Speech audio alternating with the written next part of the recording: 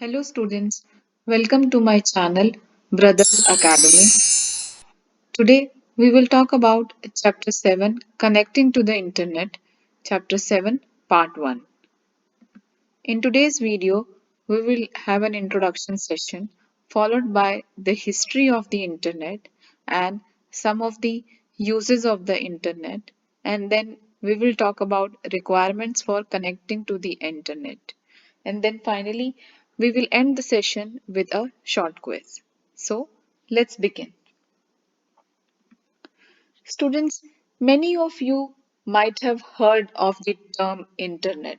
It is so popular and it is so widely used these days for searching information on any subject, communicating with the people, shop for the things you need, book your train tickets, air tickets, etc. So, internet basically stands for interconnected network. It is popularly known as net, and computers are connected to each other via the communication channels and transmission medias such as Wi-Fi, dongle, etc. so that you can share the information among each other. So computers are connected to each other, and that is basically your internet. In simple terms, it is a huge storage of information where you can get any information on any topic you want. So, this is a brief introduction on the internet. Internet stands for interconnected network and it is popularly known as net. Okay, now let us take a look at the history of the internet.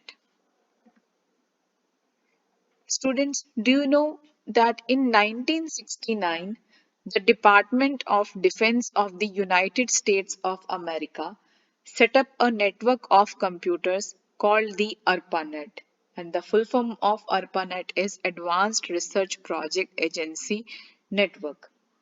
The aim of designing such a computer network was to share information on research and development in the field of science and technology. ARPANET, was the first computer network who formed the basis of the internet. Later, the Department of Defense allowed the universities to join the network for sharing resources. Gradually, it grew bigger and bigger and has taken the shape of present day internet.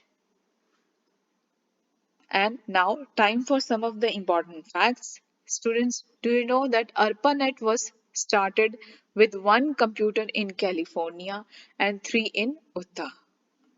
Okay. Now, let us take a look at some of the uses of the internet. One of the prime use of the internet is the source of information. You can get a lot of information on any topic and in every field such as business, sports, finance, politics, entertainment, etc. Emails and chat. You can send messages to your friends within few seconds. You can do chatting, you can do video calling with your family, friends, and relatives sitting in any part of the world. So cool it is. And nowadays, we do a lot of online shopping, and the items are delivered to our doorstep. In business terms, it is known as e commerce, where E stands for electronic. We can also do our online banking transactions. We do not need to go to the bank to do our transaction. So easy it has become nowadays with the help of the internet. Okay.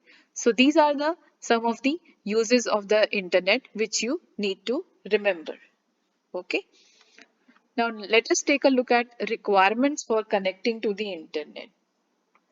Students, the requirements for connecting to the internet depends on the type of the internet connection you have. Basically, there are two types of the internet connection, dial-up and broadband. We will discuss in detail about dial-up and broadband in our next video. But as of now, you need to understand the requirements for the dial-up connection is you need a modem, you need a telephone line, and you need an internet service provider. And for broadband, you need a modem which can be wired or wireless, and you need an internet service provider. Now let us take a look at what is modem. Modem is a device that allows computer to connect and communicate with other computers. Modem stands for modulator, demodulator. There are three types of modems: cable modem, telephone modem, and wireless modem. What is a cable modem? It's a device that helps you connect your computer to a local cable TV line. It has two connections, one to the cable and the other to your computer. Telephone modem. It's a device that helps you connect your computer to a telephone line to access the internet services. Wireless modem. Wireless modem transmits the data signals through the air instead of a cable. Okay, it is specially designed to work with the cellular networks like cell phones and wireless local area networks. So modems are basically of three types: cable modem, telephone modem, and wireless modem. And modem is the device which allows your computer to connect and communicate with other computers. Now modems can be of two types: internal or external modem. Internal modem is fitted inside a computer like this one. This is the picture of the internal modem. Whereas external modem is placed outside the computer. This is the picture of external modem. Speed of the modem is measured in bits per second. Okay, so these are the things which you need to remember about what is modem, what are the different types of modem, and we have internal or external modem. Internal modem is within your computer and external modem is placed outside the computer. Okay, now let us take a look at the data transfer media. Data transfer media can be of two types: wired like telephone lines or wireless, which is basically air. Okay, now let us take a look at the wired data transfer media. What happens in the wired data transfer media is your laptop is connected to the modem, your modem is connected to the telephone line, your telephone line is connected to the internet service provider. We will take a look at the internet service provider, okay, in the next slide. And your internet service provider is basically connected to the internet.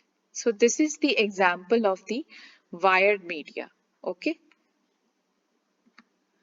Now let us take a look at the wireless media. In the wireless media, what happens? Your laptop is connected to the wireless router and your wireless router is connected to your cable or DSL modem. Okay. Now, internet service provider, to get an internet connection, you need to have a subscription with any of the internet service provider, for which you might have to pay a monthly or an annual fee. Depends on the internet service provider you choose. Now, some of the popular internet service providers in India are Vodafone, BSNL, MTNL, Airtel, Idea Cellular, or MTS India. So these are some of the popular ISPs in India. Okay. ISPs provide two type of connection, as we mentioned in our previous slide, dial-up and broadband. So that we will take a look at in detail in our next video about dial-up and broadband. Now, time for a short quiz. The first question which I have for you is: Internet stands for dash. Next one, who developed the Internet? Next one, give any two uses of the Internet. Now we have give example of popular ISPs in India. And the last one is: a dash is a device that allows a computer to connect and communicate with other computers. Thank you, students, for your time. Please go through the video thoroughly, and if you have any query, please post it in the comment section. I'll talk to you soon in our next video. Till then, bye bye. Take care.